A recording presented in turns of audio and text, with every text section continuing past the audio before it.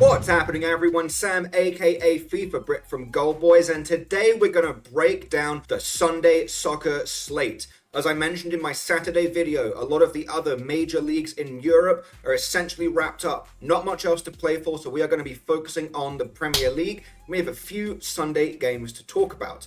As always, the video is sponsored by Sleeper Picks. Stay tuned for more on that later. First game on Sunday that I want to talk about, Bournemouth against Brighton. Again, not too much to play here. Bournemouth should be safe. Brighton, gutted with injuries, not much else going on. Both of these teams are playing for pride, which means I'm probably not going to touch this game unless something in the lineups makes me want to bet on shots. Now, we have guys like Philip Billing for Bournemouth and Moder for Brighton. Both of these guys are natural centre mids or defensive mids who sometimes play at attacking mid.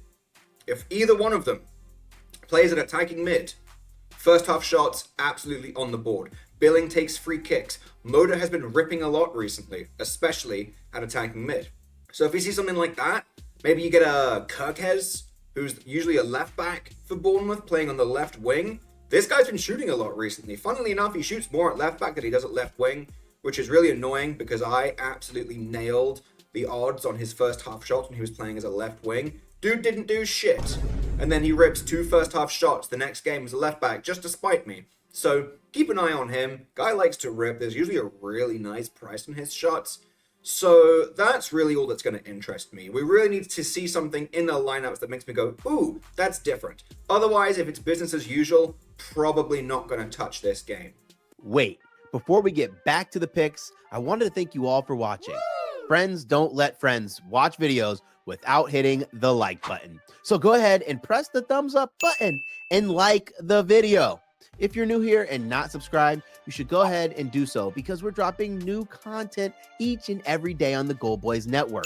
We strive to cover every sport and give out picks and analysis and valuable information for free on the Goal Boys Network. So make sure you're subscribed and hit the bell so you can get notified when we drop something new.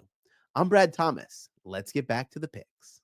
Next game we're going to talk about might be the most exciting game of the weekend. Spurs against Arsenal. This is the North London derby. As I mentioned in my podcast, The Final Third. The link will be in the description. Go check it out. Go give us a nice review. It's worth listening to, I promise.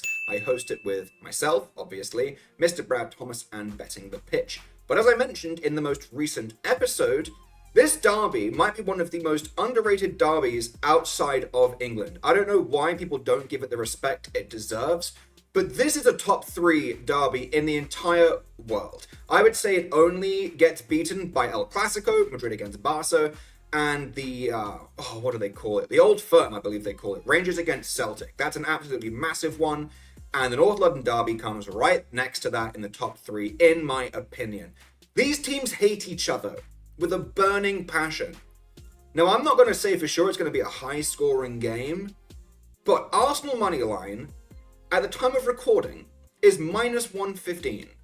That is incredibly disrespectful, especially against a team like Spurs that refuse to adjust to a game situation because Ange Postecoglou is an incredibly stubborn and arrogant manager who refuses to play any sort of defense. He plays in a super huge high line. No one ever tracks back. And he's missing players like Pedro Porro, who, although I believe he did train this week, so Porro might be back. But Udogie is out for the season, which means Ben Davies is going to be playing in defense. Ben Davies at left back against Saka? Yeah, that's a dream matchup. So Arsenal moneyline, incredibly disrespectful. Saka to score an assist. He's going to cook Ben Davies within an inch of his life. So if he's not scoring, he will find a pass and someone will score. So yeah. I absolutely love this game for Arsenal, and I promise I'm not just being biased as an Arsenal fan, even though I would love to absolutely destroy Spurs.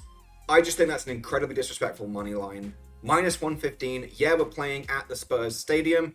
Their fans are shit. I don't care. Okay, that might have been a little bit biased. But even so, it's a disrespectful money line price. Focus on that. Don't let the Arsenal bias dissuade you from the fact that Arsenal minus 115 is a ridiculous price against a Spurs team that play right into the hands of a team that attacks like Arsenal. We will penetrate them multiple times in a non-sexual way, I promise. But if they play a high line That is really, really just begging for trouble. Martinelli on the wing, Trossard on the wing, Saka on the wing, Jesus or Havertz at striker. It does not matter. We will find a way to score if they insist on playing a high line. And that's really all I have to say on that game. Also, if you're in a state where you can bet cards, bet cards. This game will have a ton of cards. Someone's probably going to get sent off. There will probably be a penalty. There will be drama. Lots of fouls. If you can bet fouls, if you can bet cards, this is the game to do that. The line is going to be high, but I promise you it's probably not high enough. What's up, everyone? I just want to say a special thank you to the sponsor of this video, Sleeper Picks. Don't forget that you can use code GOLDBOYS to get a deposit match of up to $500 if you sign up today. Thank you again, Sleeper Picks, for sponsoring this video. And now, back to the bets. Last game I'm going to talk about in the Premier League is Forest against City. This is one of those games where I'm just like, maybe Forest give me some hope. And then City probably play a rotated lineup and they win a game 1-0 in the last minute. And I'll be really sad because then my bets probably don't hit and City still get 3 points, which as an Arsenal fan will make me really upset. But yeah, it's hard to not trust City. You can't take them on the money line because their money line price is obviously ridiculous. And you can't really trust them for their team total because Pep loves to rotate so much. You never know if he's just going to put out an incredibly, rotated second string lineup and they just see the game 1-0 or 2-0. And when City's team total line is always 2.5, can't really trust the over and you can't really back an under, at least not before lineups come out. But you guys know how I play this. If De Bruyne is out, if Haaland is out, we love Julian Alvarez first half shots. If Foden plays on the right wing, we love Foden first half shots. If De Bruyne does play alongside Alvarez, De Bruyne's been shooting a lot recently. So as long as Haaland's out of the lineup, but De Bruyne is in, De Bruyne's shots are a pretty good bet. He's been shooting a lot recently. But yeah, that's really all I have to say. There's only so much I can say about Man City at this point. So yeah, it is what it is. As an Arsenal fan, I pray they drop points. As a bettor, I pray they give me a nice lineup that I can maximize my profits on first half shots. But yeah, that covers the Premier League slate for Sunday. As always, if you do have a gambling problem, don't forget to call the number 1-800-GAMBLER. And if you aren't subscribed to our YouTube channel, go right ahead, subscribe to the channel, drop a like on the video, and comment on your favorite bet for this Sunday slate. Let me know. I want to see what you're interested in.